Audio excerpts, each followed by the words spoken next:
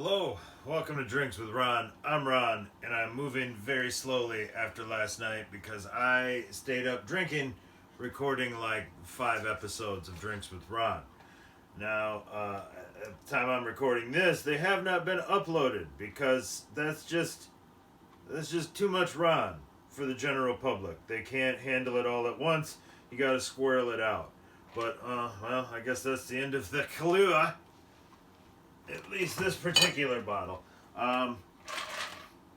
Yeah, so I thought, hell, I got breakfast in progress, but I'm waiting on hash browns, so I got some time to kill before I go and finish off this bad boy. So it's time for a nitro cold brew coffee. On tap here, nitrogen kicks it out pretty solid, makes that cool sound.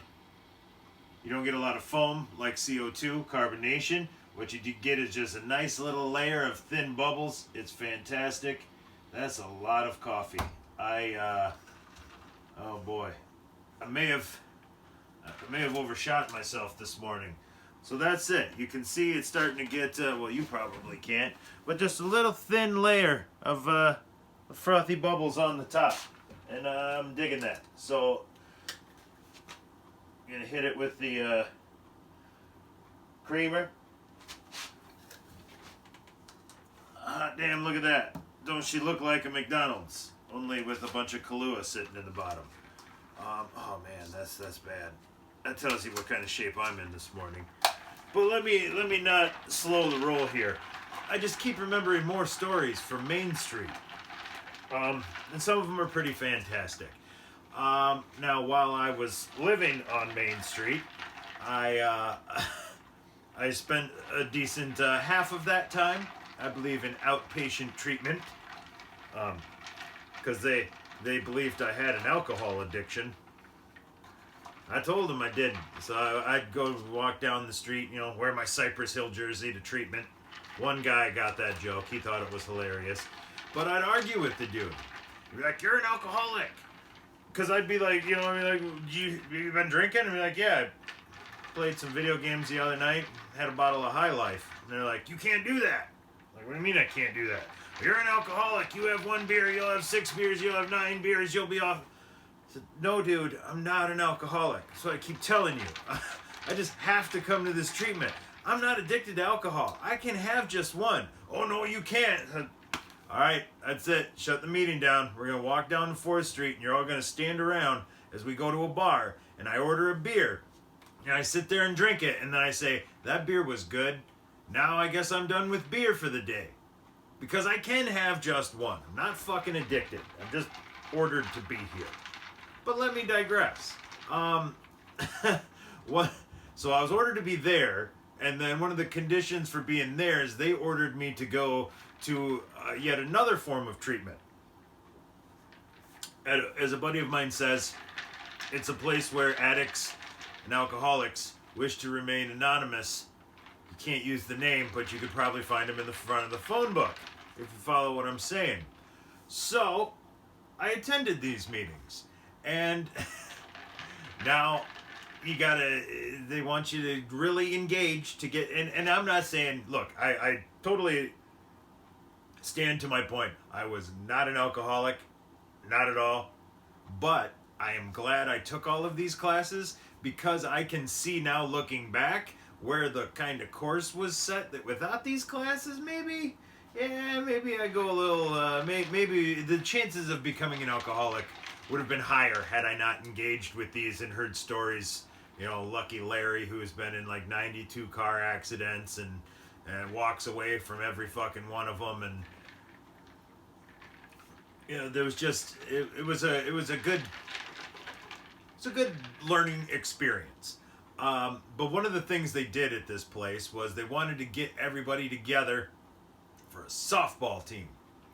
But like I said, since you can't say the name of the organization, we couldn't be that organization's softball team because they want it kind of like they don't exist. So instead, we had to put together, I had nothing to do with this. We had to put together our own softball team, which was RAA, Recovering Alcoholics and Addicts. And man, in a beer league softball, there's nothing you want more than to be playing that team of haggard-looking alcoholics and scratchy addicts. Just it was terrible because everybody on the other side, they're there to have fun, or some of them are a little bit, they're a little bit aggressive, but they're pounding beers, having a good time. They want to win, and here's we are. We're hoping we can get fucking 10 people to show up so we have enough to cover the field. There was a few games where we were short. I'm playing outfield. Normally they give you 4, but there was 3. I'm in right field. There's a really big Indian dude in left field, and he wasn't, the running wasn't happening. Ball get hit by him, he'd turn and walk after that fucker and toss it in. Like, that was Big Chief was you find yourself someone else to run. So I try to cheat the line, and every time I do, they'd spank it down the line, and I'd have to run over and get it. So I spent all afternoon running this one game. It was terrible. Like I said, some of these guys, just picture your hardcore alcoholic with the big whiskey nose and scruffy mustache, a little bit of remnant of the 80s hair, fucking smoking a dart, and that was this. It's just a mess. I mean, most of these people are physically shot. Some of the addicts, oh man, mentally shot. Like, it was bad. So we just went out and got our asses kicked every week. But here's the kicker. It was all done by the addicts, set it all up. But one guy kind of got the roster together, put the whole thing together, signed us up with the city, got the schedules done. Well, now, other helpful guy, because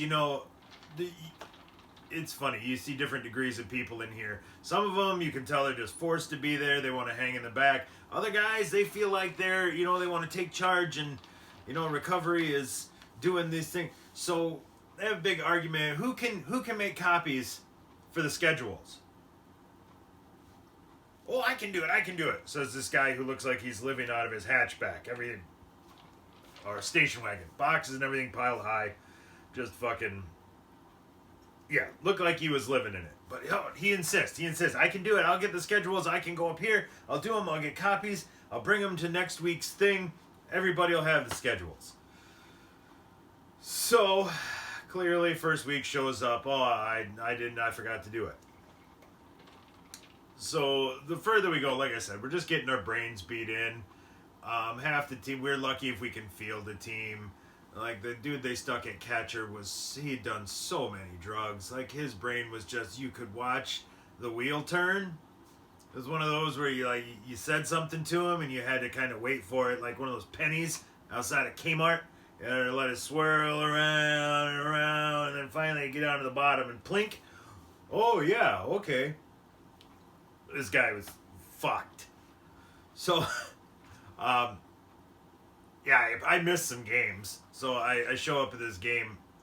We'd had a grill out at the house. So we're grilling. And we're drinking.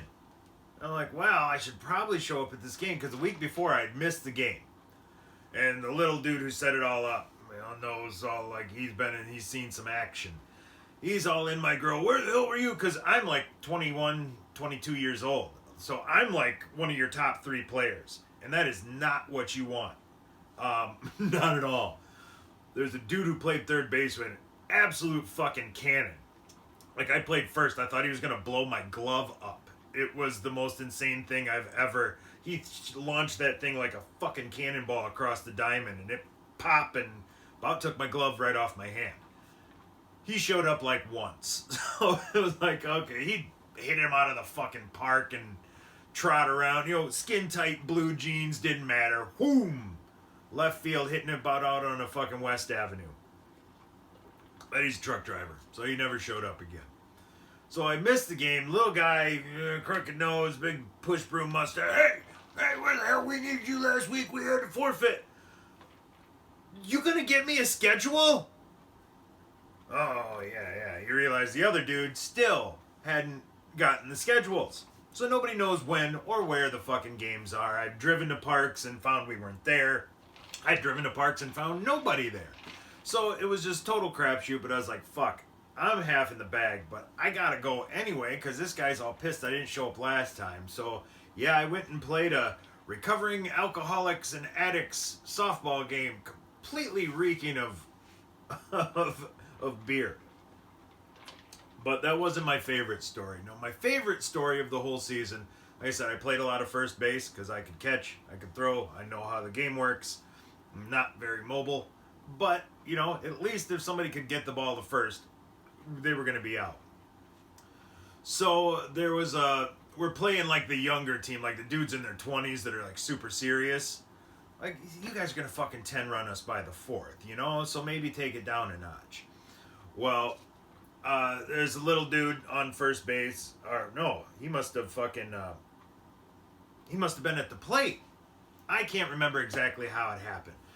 But, I know a ball came in from the outfield, and I had the relay to the plate. So I was going to turn and fucking fire with everything I had.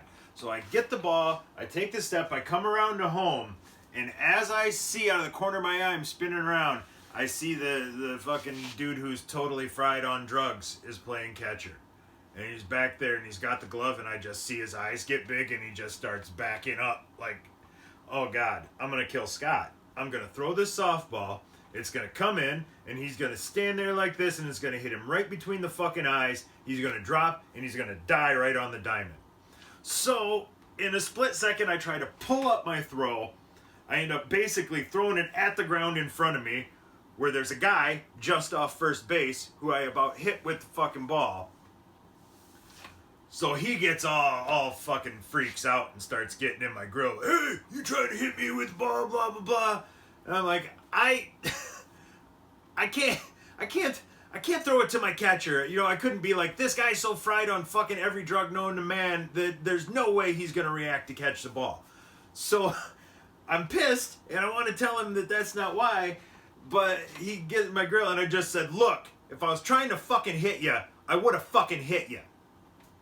And that's kind of where we left off. So then he circled his way around the bases, and one of his buddies made it to first, and I went and did the whole, you know, first baseman glove talk, like, hey, you know, tell your buddy my catcher is fried, man. I don't know what he's done, but he's done a lot of it. And if I would have thrown that ball in, he was going to take it right in the face.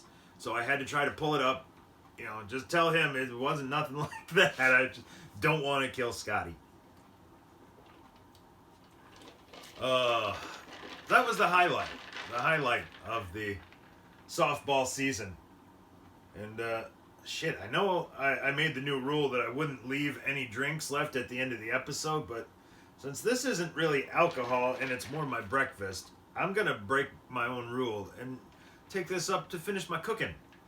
So, for Drinks with Ron on a Sunday morning sidewalk, I'm Ron, signing off.